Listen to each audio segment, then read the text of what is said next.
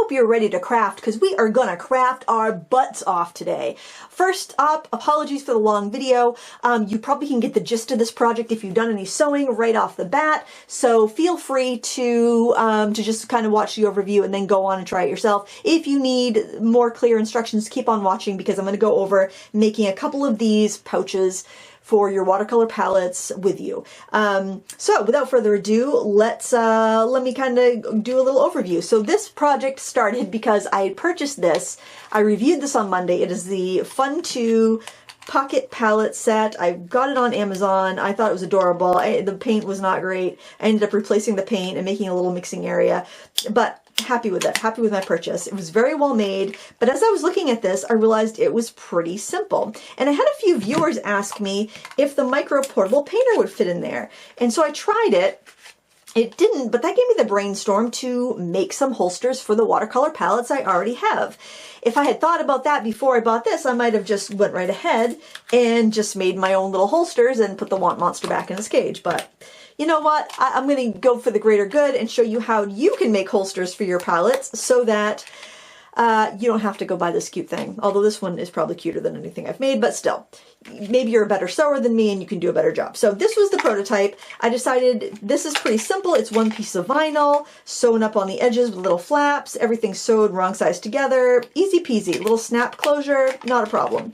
So that's what I did here. And for material, I used an upholstery sampler book. So I've had this for ages. I use it for like, sometimes I make embellishments for cards out of the material. I've made earrings out of the material. I'd love some ideas for what to do with these little tiny swatches in the background, because I don't know what to do with them. If you have ideas, please let me know.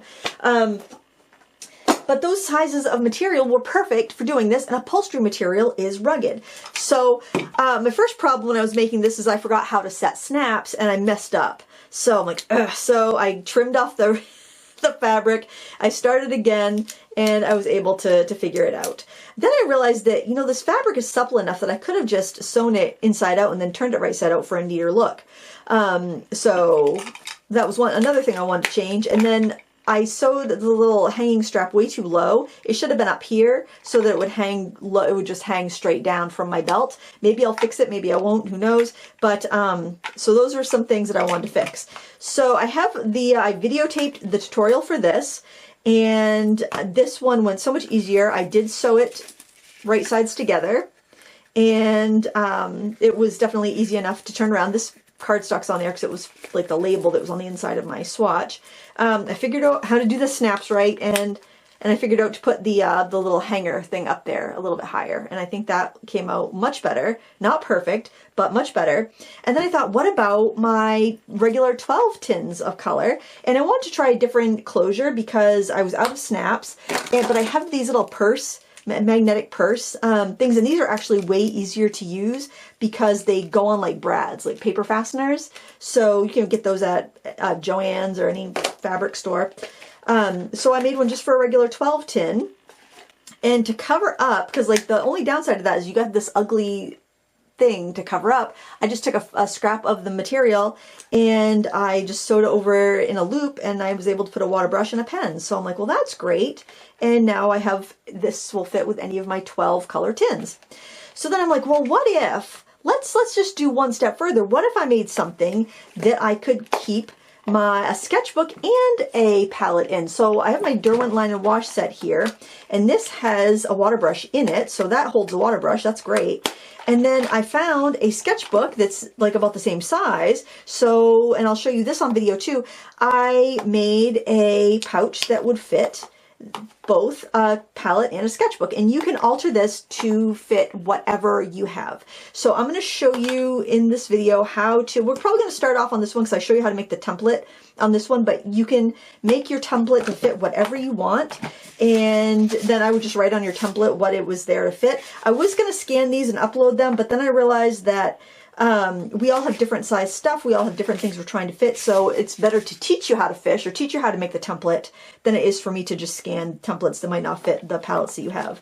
But I hope you enjoy this video. It's long, it's crafty, it's fun, but you know, you might not have the same stuff. You may have more knowledge about sewing than I do. You may have, you know, other things you want to try. Felt works, I use felt for that, just regular old craft felt, that's going to be fine. Just have fun with it, and yeah, if you make these, tag me on social media, show me what you've made. There's so many different options. I'm sure I would get more neater the more I did, but I'm pretty happy with it. I think that I really like this one, and yeah, they're all fun. They've all been fun. I feel like each one gets a little bit better because I learn a little bit each time, and I hope that you enjoyed this project and you give it a try too.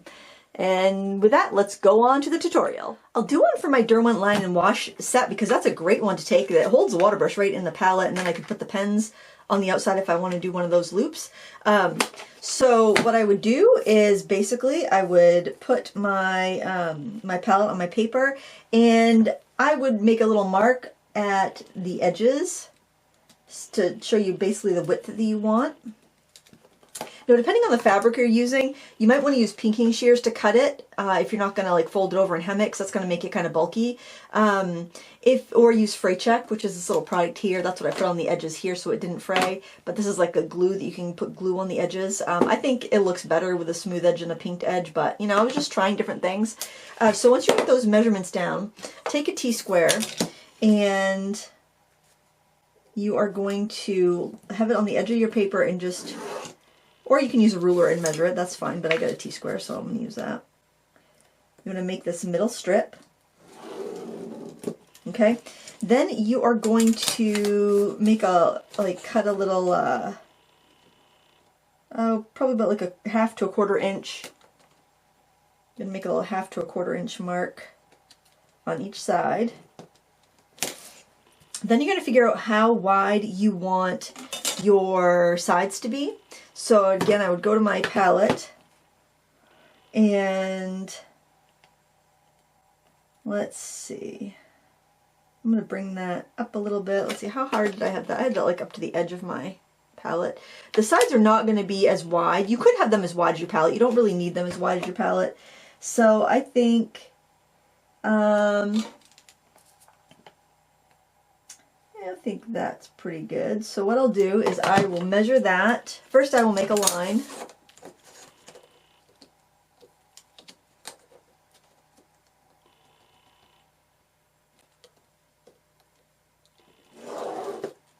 Like that. And then I will measure this space right there. We've got about 2 1/4 inches. Okay, and then I need to leave a little bit of a gap there, so you might want to put a sketchbook in there. So if you want to like be able to fit a sketchbook in there, maybe you make it a little bit wider. Maybe you make it, maybe you have like a skinny panoramic sketchbook and you want a little more space there, so you can make that a little bit wider. That's up to you. You don't have to.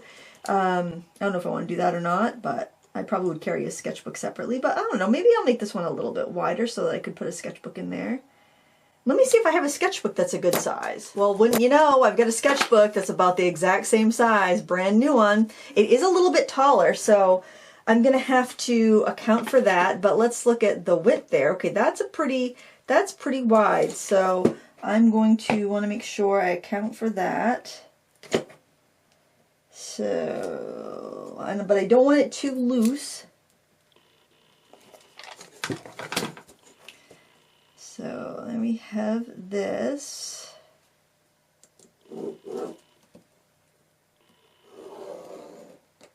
And then this needs to match the front piece so that we can sew them together. So what did we say that was? That was, oh, let's make sure that line that I put in there is straight. I felt like my thing kind of wiggled. Yeah, it's straight. Okay, so that was what, 2 1/4? I gotta remeasure. Yep, 2 1/4, so let's do 2 1/4.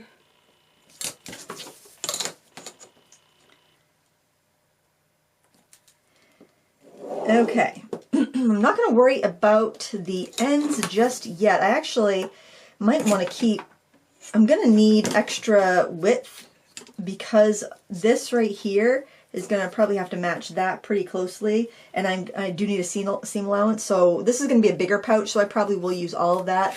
I don't know, I actually will have enough of those with that material, I think. Okay, and then at this point what I'm going to do is cut it out, and then I'm going to physically put my template around my my gear just to see how it fits. But I love this because it's like, you just can use up what you have. If you want to use something like a thinner fabric, like a canvas, you definitely will want to have a seam allowance and make sure that you can fold over and, or use like stitch butchery or seam tape to seal in your ends, otherwise they will fray. You might even want to use interfacing or something like that, but this is just basic. We're using felt, we're using vinyl, we're using, you know, stuff you can get in the bargain bin at the fabric store under the remnants, leftover upholstery fabric, that sort of thing. We will want to make sure that these flaps on the edges are equal so that when we sew them together, we don't have like, we don't have it wider on one side than the other. It would still work, it just wouldn't be as nice looking. Okay. So, what I do here is put my stuff together and fold it up and see what we got and how it's going to look. Okay, we got plenty of room on each side, so I'll be able to trim that down. And I'm just going to make little folds on there just so I know. And then this, we've got plenty of room. This is going to take up probably like a folded piece of 9x12 felt if I want to do that, but that's going to give us room. Another thing we could do is a button and a buttonhole. That's another really easy closure that we could do on this. I think that's what I'll do if I do felt. Okay, so I know I have plenty of room on the sides, so what I'm going to do is I'm just going to draw a line. Yeah, I just need a little over 1 inch, I think, on the edges, so when I cut it, I'll cut it a little bit bigger. Yeah, I think I'll use felt for this one because I think actually this isn't going to be long enough for the upholstery scraps that I have, the upholstery samples. Okay. So when I cut this down, I'm just going to cut this out and giving myself like a 1/4 inch seam allowance. I want it to be snug, but I don't want it to be like, I don't want to be forcing it. Just do your best to repeat everything each time you cut something out or you draw something. Excuse me. And you'll be fine. Okay. So let's see if any of my upholstery fabric would fit this. I think it's going to be, yeah, it's going to be a little bit too long. So I'm going to grab a piece of felt. I've got this piece of black stiffened felt. This is going to be just perfect. I think it's just a smidgen short, but I think it's going to be fine. Look at that. It's like it was meant to be. Oh my gosh, it's just like it was meant to be. This is great. All right, so then to transfer on my pattern that I've just made, and remember you can make your pattern to fit whatever you have. I'm just going to take this piece of white pastel pencil and trace it. So go ahead and you can make a pattern for whatever you have.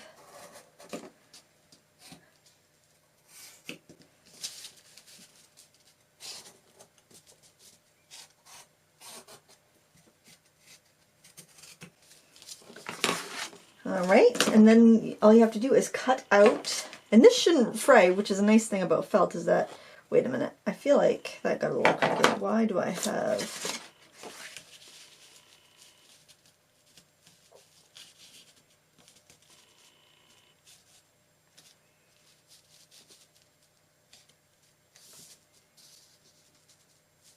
I feel like my pattern shifted a bit.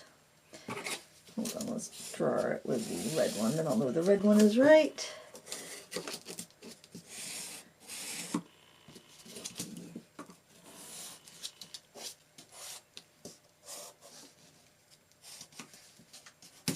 Oh, shoot.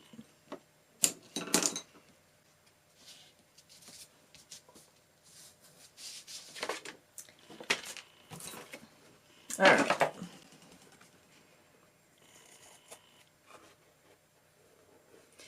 stiffened felt. It doesn't have to be stiffened felt, but I figured since I have that, might as well use it. I think it'll be a little easier to work with.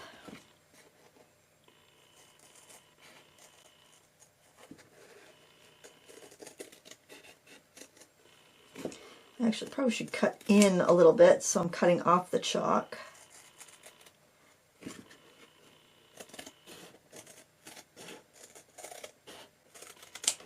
And chalk will come right off with water, so don't worry if it looks messy.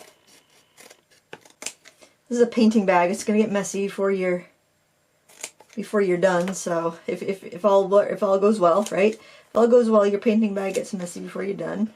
You could probably even, actually with this stiffened felt, you could glue like a decorative fabric to it if you want to make it a little bit fancier. Alright, so let's double check here.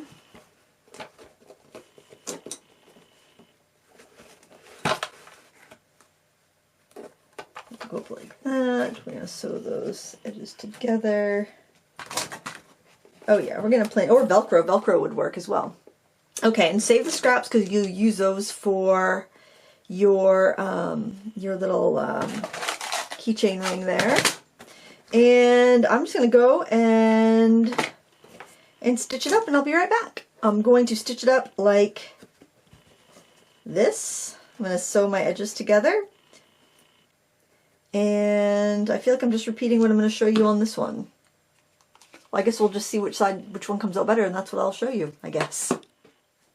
Alright, I just sewed on the sides. You definitely could do that by hand if you wanted to. And now I'm going to turn this inside out. Hopefully that works alright with this stiffened felt. I haven't really used this for much, and I had a bunch of it kicking around, so I'm happy to be able to use that up.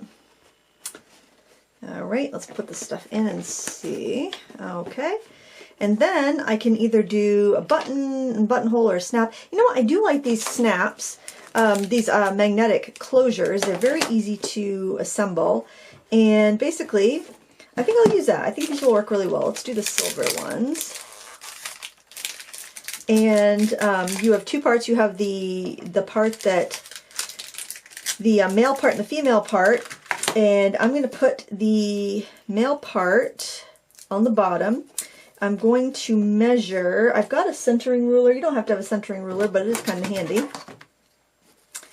So it's tough to see with the black, but I'm just gonna find the middle. You can obviously measure it and divide it in half.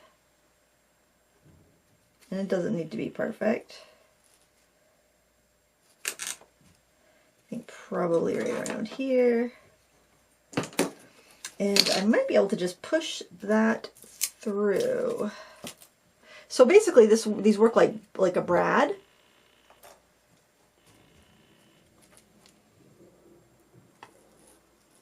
I made little marks there, and then I'll take a knife and poke holes. I have this little foam pad here I can put under there. I'm just going to poke a little hole where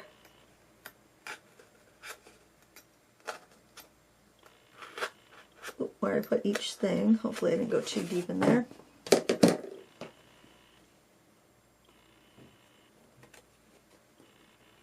Okay, then there's this piece that goes on the back, and this piece will just kind of give it a little extra stability, like it will keep it from tearing through the fabric. And then you're gonna, these are really like, they're pretty rugged prongs, so they do take a little bit of oomph. So I'm trying to do it so I can see it on camera, but I don't know if you'll be able to. I think I'll actually press them into the center. And let's use something. Let me push on this cork. And you could flatten them out the other way too. That's what I did on the other one, and I put a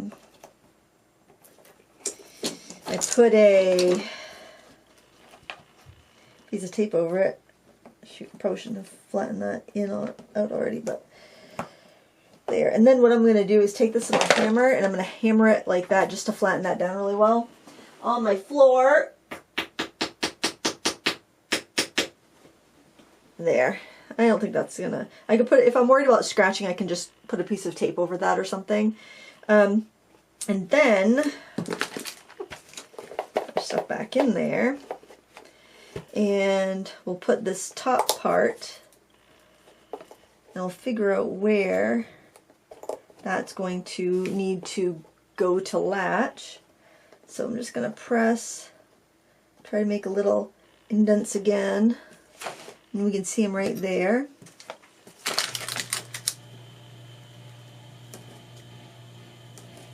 Okay, and then I can take the other part of our thing, which oh, it's just in there, that's why. Duh. We'll put that in like that. We'll put our little piece over it like that. I don't know which side should be up. And then we can just bend those in.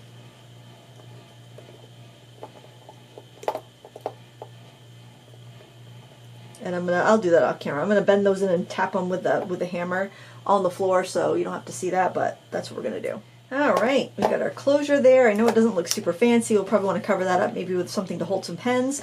And then I've got a strip of the leftover felt. I'm going to put it through a key ring here. I'm using a fairly big one because I think it's going to be a little bit more stable. And it doesn't have to be this long, but I figured, well, I've got that fabric and then I can stitch it in a couple places probably. And so I'm going to, with it full, I'm going to figure out where I want this to hang.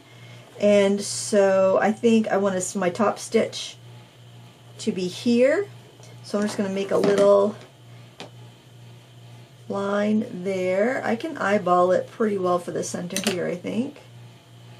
And then I'm just going to sew that down on my sewing machine, and I'll be right back. Okay, I'm really getting excited about this pouch. So when I put this on when I sewed on this like hook, the little holster hook, I realized that the spare area, I could use that. I could just stitch down the bottom of that, and now I've got an area for like an extra pencil or two if I want to, or pens or whatnot. So I just made myself an extra little a little place to put some stuff.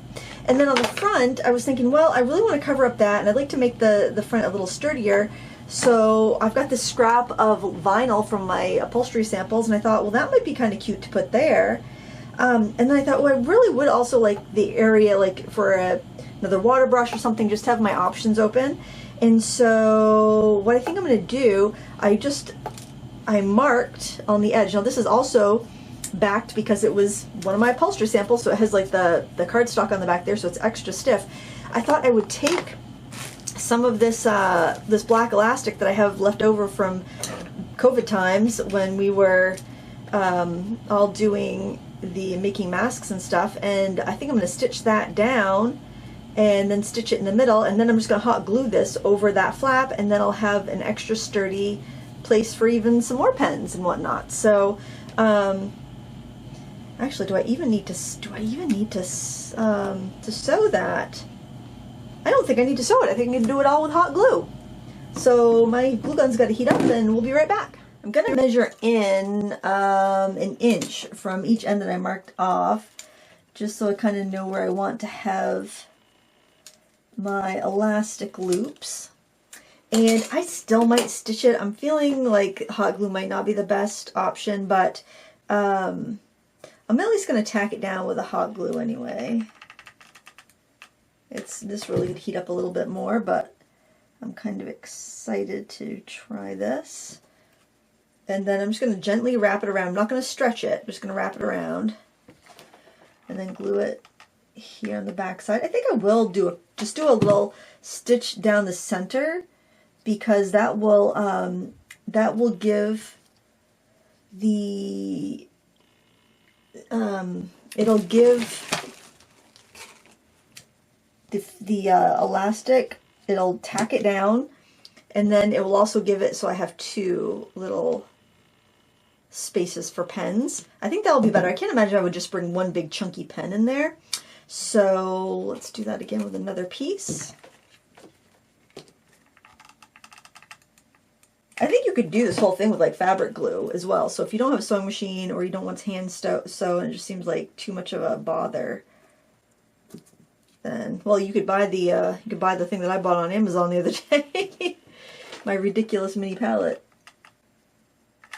And that's a valid option. But I had all this stuff kicking around, and I don't know. When people are asking if the portable painter micro would fit in there, it's like, oh, I totally forgot about that thing.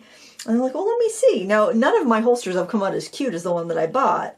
However, I'm still happy with them. All right, so I'm just going to tack a little stitch down the center of each of those pieces of elastic. I'll be right back.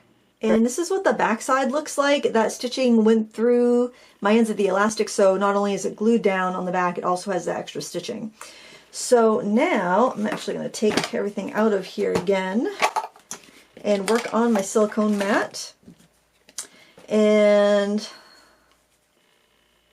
glue it down. I'm going to try to line it up as best I can so it's nice and tidy. And then I'll trim it once the glue is all dry, but as long as I've got a good idea of where I want it to go, I think that's going to work out really well. In fact, I'll trim this side. I'll just up a little bit so I have a good idea. Okay, here goes nothing. Let's start, I guess start here.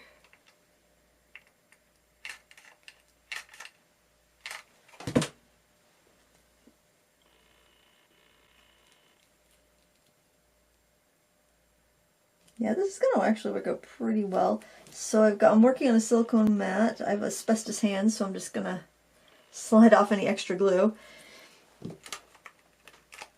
I get asked about glue guns. This is my favorite one. It's a Sure Bonder. It's one that's got high and low settings. I usually have it on high because I'm working downstairs in my craft area, and even though it's like we're in a heat wave right now, but it's always cool in my basement, which is really handy for this time of year. I am somebody who's just kind of perpetually cold. I think this glue gun may be on the way out though, so it's been a while. It's been a while since I've gotten a new one. They tend to last me longer than other glue guns. I can be kind of a heavy glue gun user, and somebody was just asking me the other day, how come you don't use your glue gun anymore? It's like, what are you talking about? I use my glue gun all the time. Everything I make is not on video, believe it or not. Okay, and then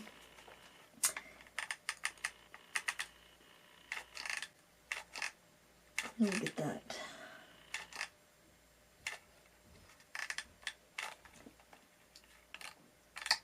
Seeing its praises and then it's acting up on me.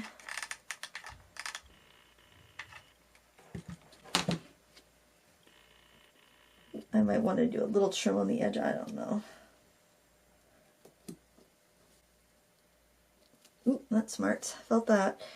Or I might do a little paint pen just in black just to cover that edge if I want to be fussy about it. I think that's going to be alright. Now I'm going to trim the edge.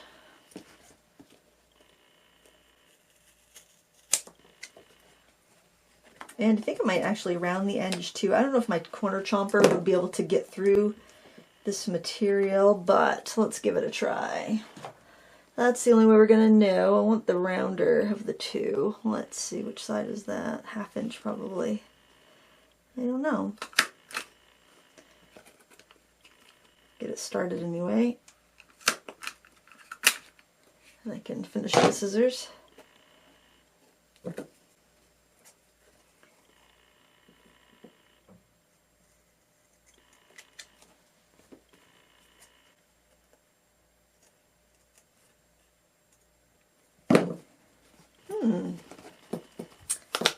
Yeah, that's going to work just fine. Okay, I'm going to take a little black acrylic paint pen and hit the edges on that. Make sure you use an acrylic because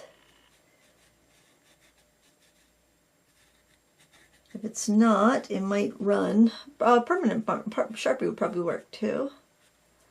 And I might hit this with a little fray check, I'm not sure. I don't think the felt would fray, but